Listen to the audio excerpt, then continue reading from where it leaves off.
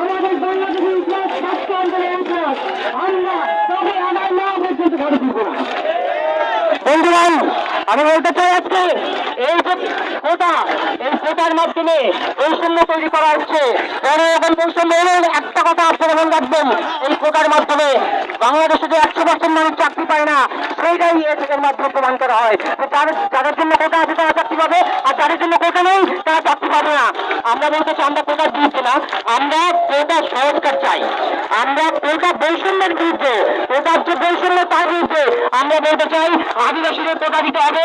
এবং হরিজনদের কিছুদিন আগে আপনারা শুনেছেন যে বাংলাদেশে স্বাধীনতা 54 বছরে একজন মাত্র হরিজনদের মধ্যে অ্যাডভোকেট হয়েছে। বর্তমান লজ্জার ব্যাপার, তাদের কারণ তাদের কোনো কোটা নেই, কারণ তাদের কোটা নেই। এভাবে বৈষম্য করা হচ্ছে, নিয়মিত প্রতিবন্ধীদের সাথে বৈষম্য করা হচ্ছে, আদিবাসীদের সাথে বৈষম্য করা হচ্ছে, এবং যারা বিভিন্ন দলিত সম্প্রদায় তাদের সাথে বৈষম্য করা হচ্ছে। আমরা বলতে চাই স্বাধীন বাংলাদেশে এই ধরনের বৈষম্যের জন্য মানুষ জীবন দানে 2 লক্ষ মা-বোন নিজেদের সংগ্রাম বাহিনী।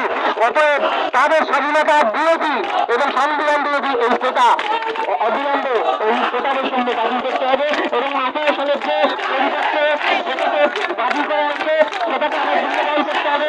এবং এই নিয়ন্ত্রণকে আমরা জানি যে এখানে আন্দোলন চলছে, এখানে